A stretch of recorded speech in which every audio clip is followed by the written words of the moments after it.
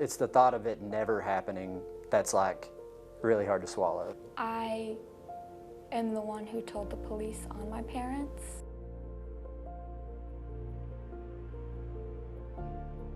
I didn't have any friends or family that I felt comfortable consulting with about this decision. He started telling me, like, you can't be this way, like, this is not a good thing.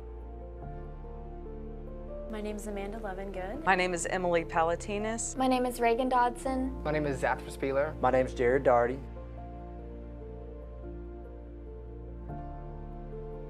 I had an abortion. I'm a working mom. I was in foster care. I'm a gay man. My wife and I are struggling to have kids. And you are not alone. And you are not alone. And you are not alone. And you are not alone. And just want to let you know that you are not alone. Everyone loves someone who's had an abortion. You may not know it, but you do. I was 29 at the time. I had just re-enrolled in university. I discovered I was pregnant. I was not in a place where I could be pregnant. I never thought that I would need an abortion. It wasn't ever something that I had considered. And at first I didn't tell anyone because I didn't want it to be real. I didn't have any friends or family that I felt comfortable consulting with about this decision, so I went through it alone. And that was probably the hardest part, was that I didn't have anyone to take with me to the clinic. I went in to have testing done because we weren't having any success. And the testing actually showed that I was menopausal. I felt like I needed to have a child in order to be validated. When I found out that I wouldn't be able to safely carry a pregnancy, I really became okay with rejecting that. But I've done things that other people haven't, and I couldn't have done those things if I had become a parent in that moment. My name is Amanda Levengood, and I had an abortion, and you are not alone. My life was a mess. As a Black child growing up in a predominantly white community, I always felt insecure, less than, not enough. I just felt like I didn't fit in. I was on an athletic scholarship. I was playing basketball, and there was a lot of pressure there. Before then, I had began to drink and use marijuana. So that was like an outlet to cope with the feelings I was having. My first suicide attempt was when I was 19 years old, and there were 3 more after that.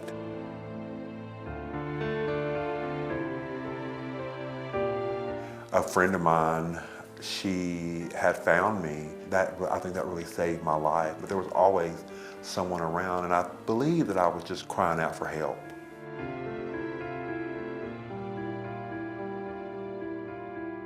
The disease of addiction does not discriminate. It can happen to anybody. So I just felt as though if I did this, I won't be able to feel the emotions that I was feeling at the time. I went to jail, and I just got on my knees and I prayed, and I said, God, please just take all these desires away from me. And I believe at that moment, I was delivered from it, and I haven't had a craving to drink, to use drugs, or even a suicidal thought.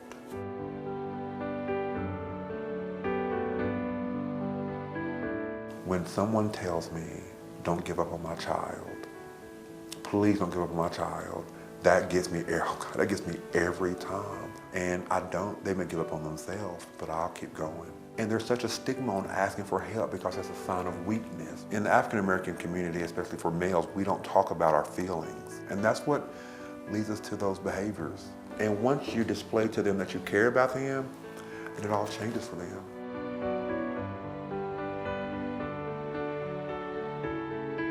I don't want to be back in the ER with a tube down my throat again, ever again. That's why I work really hard on taking care of myself now. It's taken a lot of therapy and a lot of work and a lot of therapy and a lot of work. It's like a slingshot. The more you get pulled back and pulled back, that's the farther your trajectory is going to go. My name is Rico Hopewell, and I have attempted suicide, and you are not alone. I'm really nervous. That's okay. That's okay. Most kids that go into foster care don't want to be removed from their parents, but at that time, that's the only thing that I wanted. I am the one who told the police on my parents. They were both arrested, and my sister and I both got put into foster care. I was really mad at my mom when everything happened, but I still missed her like crazy, and I loved her so much. I literally went like months without a hug. It's just hard being a teenage girl without your mom. My foster parents, or like my forever parents, they came into my life when I was 17. I just call my foster parents my parents most of the time because as soon as I say the word foster, people give me looks and they're sad and they want to know more. When I went into foster care, I spent so much time isolating myself because I was really depressed. As I've gotten older, I realized like it's not a secret thing. Like it's such a huge part of my life and it's not something to be ashamed of. Before I was in foster care, I never really heard about it. Why do more people not know about this?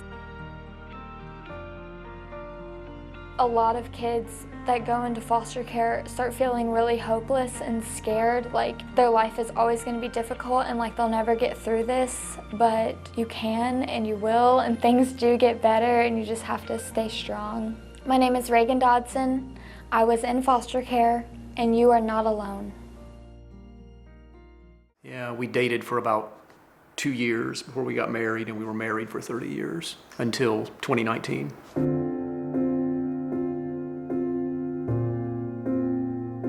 My divorce was swift and brutal. People ask me, why did you get divorced? And I'm like, I'm really not sure. My wife just looked across from me at the dinner table and said, I don't love you anymore and we're done. I want a divorce. Here you are, me, a man in my mid-50s. Suddenly I'm on my own. One of the most bothersome things about my divorce was the impact it had on my children and my family.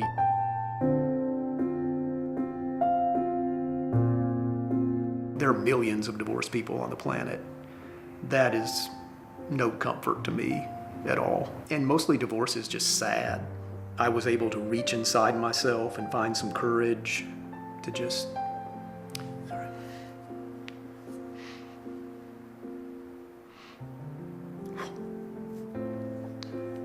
I accepted the harsh reality of what was going on. Once you have that moment of acceptance, that's when you start to heal.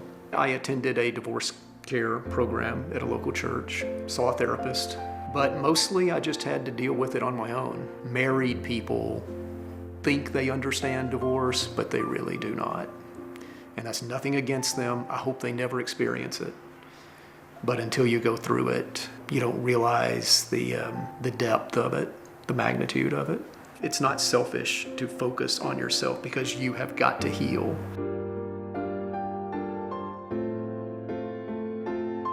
And if I don't go through this hell, I never meet her. She's really amazing and beautiful. I keep telling her, you could date anybody, but you choose me, but she chooses me. Moving on is not a good phrase, because that means my marriage didn't mean anything. No, but I'm moving forward, and there's a difference. My name is Charles Denny. My marriage ended after 30 years. You are not alone. Of course, when you start to find your light, they try to dim your light down. Whenever I had gotten into my 8th grade year, I was dating this girl, and she was kind of like frustrated with me because I wasn't that interested in her. My aunt sat me down one day and she kind of explained the whole factor of being gay to me. Unfortunately, one of the first people I told was my best friend, and it kind of freaked him out. He started telling me, like, you can't be this way, like, this is not a good thing, like, what are people gonna think, like, what are people gonna do, like, how are you gay, like, that makes no sense. It got into my head. I was like, oh my God, like, I do have a problem on my hands. I'm gay, like, this is not okay, like, especially in this area, like, people don't accept this, people don't believe in this. I was surrounded by a whole bunch of people that accepted me. So I ended up having hair like this and a full face of makeup, and then I had a costume. And I felt just like the most powerful human being in the world. People think we're so happy and just love life and all this kind of stuff, but really it's because we've been through so much hardship that we're grateful for the life that we have. And I can deal with the hate, and I can deal with like people coming at me and trying to like tear me down and rip me down, because I know what it feels like to be on low and on the ground. The people that are gonna love you will come forward. They will accept you and they will love you. My name is Zathra Spieler. I'm a gay man, and you are not alone. So it was probably my freshman year of high school when I started to feel like my body was not like other girls.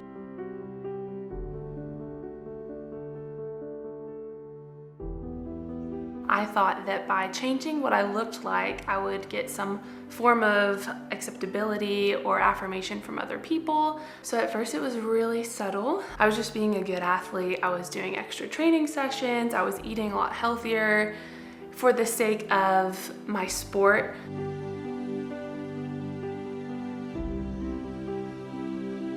I was mostly getting affirmation from other people of how good I was looking, and so that felt like a motivation to keep going. And I was always at a normal weight. Most people just thought I was really lean, and it kind of just went unnoticed. It just kind of progressed, and I couldn't maintain the restriction anymore. So restrictions turned into binges. I'd feel so guilty about binging that I would purge, and then the cycle just kind of kept progressing. I was getting worse at my sport because I couldn't make it up and down the basketball court.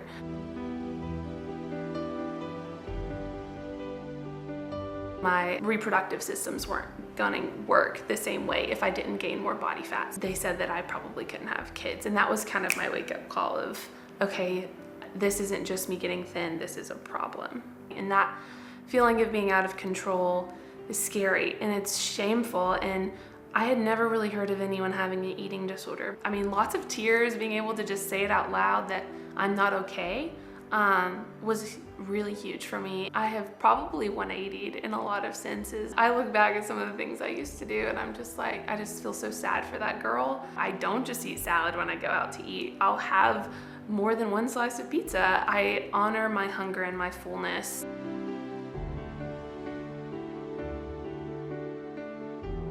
There's a whole sector of people that are just trained to help people with eating disorders turn around 5 years later. It's what I'm doing now. My body was uniquely created the way it was, uniquely designed. So how can I choose to love it instead of criticizing it? My name is Caitlin Tucker. I have had an eating disorder, and you are not alone. Yeah, it was never something that I would have even thought about being a problem.